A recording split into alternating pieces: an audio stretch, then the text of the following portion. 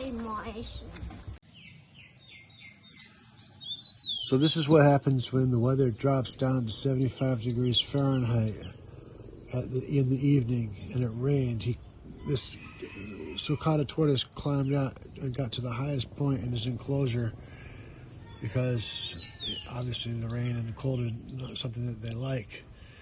But you can see that he goes into a state of like stasis, and it looks like he's no longer with us. But he is, I assure you.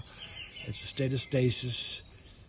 And yeah, so let the warmer weather come, he'll start walking around just the same as he did before. But let's see, can we get a headshot? Let's see if we can see his head. There you can see his head. You know, he's awake and moving around. You know, he's just fine.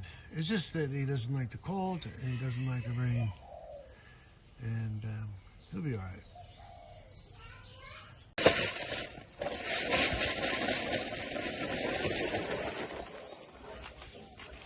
Let's go take a look at him up close. All right, Mr. T, how you doing? Oh, you all right? Wow. This guy is definitely a big, big boy. I mean, I weigh 300 pounds, 6'2". That's the size of my fist.